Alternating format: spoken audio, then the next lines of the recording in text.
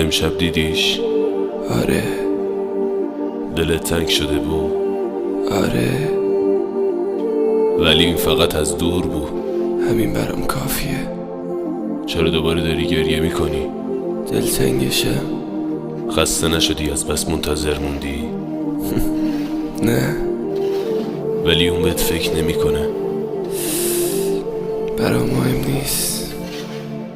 تو حتی به عکسشم قانعی.